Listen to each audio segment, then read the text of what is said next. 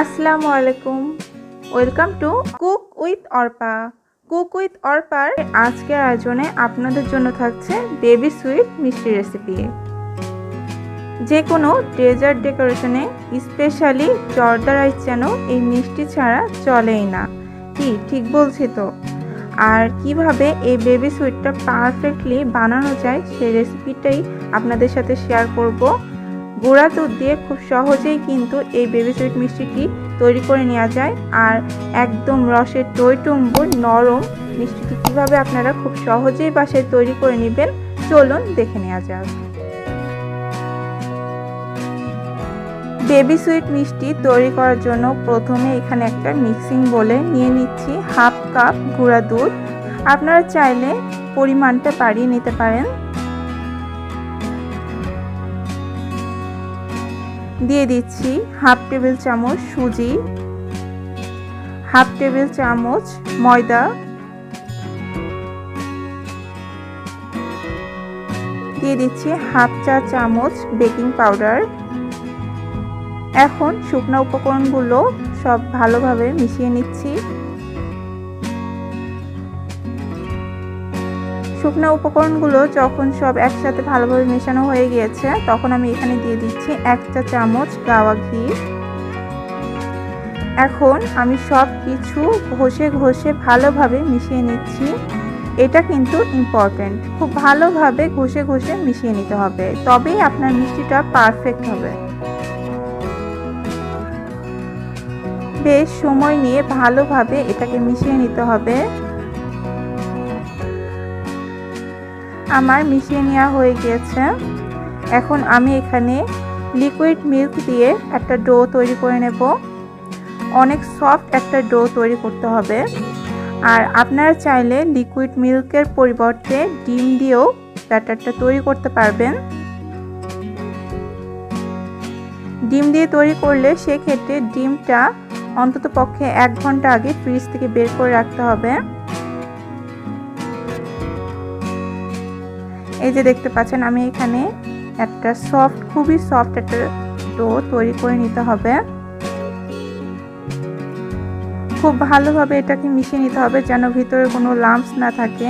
কোনো দলা পাকিয়ে থাকলে কিন্তু মিষ্টি ভালো হবে না। এই যে আমার ডোটা তৈরি হয়ে গিয়েছে। এই পর্যায়ে ডোটা যদিও খুব নরম লাগছে, কিন্তু 10 মিনিট পরে ডোটা আর নরম থাকবে না। আমি 10 মিনিটের জন্য রেস্টে রেখে দিয়েছিলাম। এখন এই ডোটা অনেকটাই টেনে নিয়েছে। এখন এইগুলো দিয়ে আমি মিষ্টি তৈরি করে নেব। আমি হাতের তালুতে ঘি মাখিয়ে নিচ্ছি। এখন এখান থেকে অল্প অল্প করে কিছুটা ডো নিয়ে মিষ্টিগুলো তৈরি করে নিতে হবে। যেহেতু বেবি সুইট তৈরি করব, তাই অল্প ডো নিয়ে ছোট্ট ছোট্ট মিষ্টি তৈরি করতে হবে।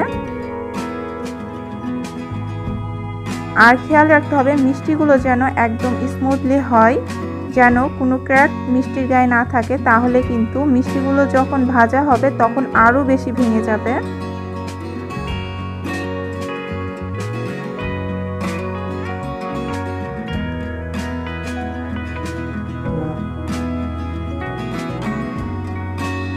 আজকে আমি আপনাদেরকে এই একটা ডো দিয়ে 3 ধরনের মিষ্টি তৈরি করে দেখাবো, এবং কোনো রকম কালার ছাড়াই।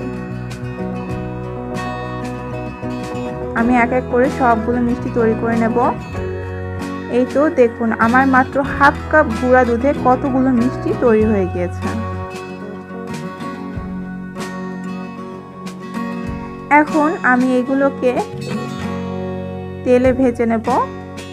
তার জন্য আমি চুলায় একটা প্যানে পর্যাপ্ত পরিমাণে তেল গরম করে নিয়েছি।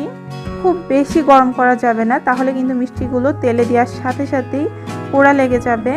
তেলটা জাস্ট হালকা কুসুম গরম যখন গরম হবে, তখনই মিষ্টিগুলো তেলের মধ্যে ছেড়ে দেব, যাতে মিষ্টি তেলে ছাড়ার পরেই বাবুল উঠতে শুরু করে।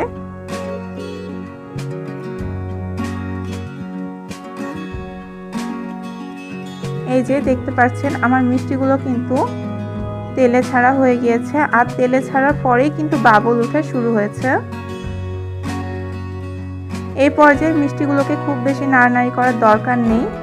কিছুক্ষণ পরে দেখা যাবে মিষ্টিগুলো অটোমেটিক তেলের উপরে ভেসে উঠবে আর একা একাই ঘুরে ঘুরে মিষ্টিগুলো হতে থাকবে। অলরেডি আমার মিষ্টিগুলো কিন্তু অনেকটা ফুলে গেছে।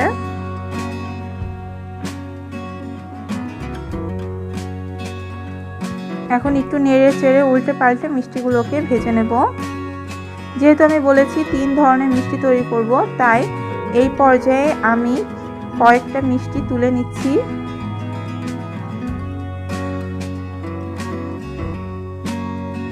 তৈরি হয়ে গেল আমার এক কালারের মিষ্টি। আমি আরও কিছুটা ব্রাউন করে ভেজে নেব। এই তো আমার মিষ্টিগুলো আরও কিছুটা ব্রাউন হয়ে গিয়েছে। এখন আরও কিছু মিষ্টি আমি তুলে নিচ্ছি। হয়ে গেল আমার দ্বিতীয় কালারের মিষ্টি। আর বাকি মিষ্টিগুলো আমি একদম কালো জামের মতো কালার করে ভেজে নেব।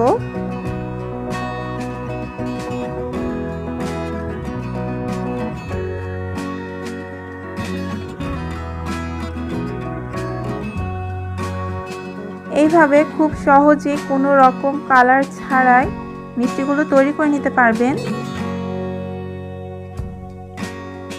সবগুলো মিষ্টি আমার ভেজে নেওয়া হয়ে গিয়েছে।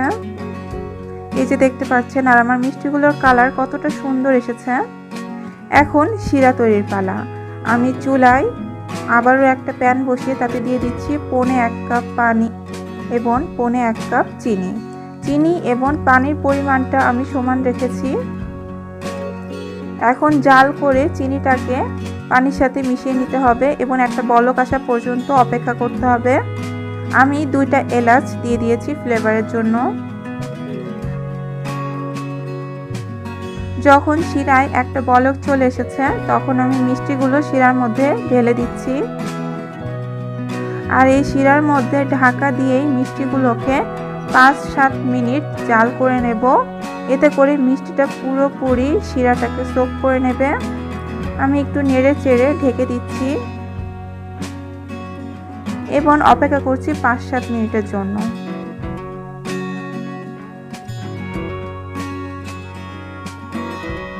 আমার চুলার জালটা কিন্তু ফুল ফ্লেমেই আছে। 7 মিনিট পরে এই তো আমার শিরাটা একদম ঘন হয়ে এসেছে আর মিষ্টিগুলো কিন্তু একদম শিরাটাকে সোক করে নিয়েছে। আমার মিষ্টিগুলো এই পর্যায়ে রেডি। আমি এটাকে চুলা থেকে নামিয়ে ঠান্ডা করে নেব। আমার মিষ্টিগুলো ঠান্ডা হয়ে গিয়েছে আর আপনারা দেখতে পাচ্ছেন শিরাটাও কিন্তু মিষ্টিটা সোক করে নিয়েছে আর মিষ্টিগুলো কতটা চকচক করছে আপনারা দেখেই বুঝতে পারছেন। খুব সহজে এরকম সফট রসালো মিষ্টি আপনারা বাসায় তৈরি করে নিতে পারবেন। আর যে কোনো ডেজার্ট ডেকোরেশনে মিষ্টিগুলো সার্ভ করে বাসার সবাইকে চমকে দিতে পারেন। দেখেই বোঝা যাচ্ছে মিষ্টিগুলো কতটা সফট হয়েছে এবং রসালো হয়েছে। মাত্র 1/2 কাপ গুঁড়া দুধে খুব সহজেই এই মিষ্টিটা কিন্তু তৈরি করে নেওয়া যায় কোনো রকম ঝামেলা ছাড়াই।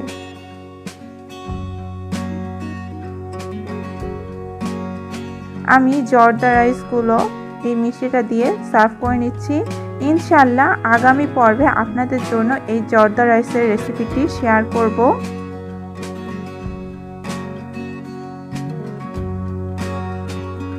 আশা করছি আমার আজকের রেসিপি আপনাদের সবার ভালো লেগেছে।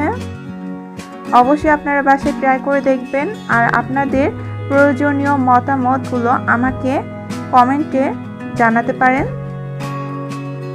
আজ তাহলে এখানেই বিদায় নিচ্ছি। সবাই ভালো থাকবেন। আল্লাহ হাফেজ।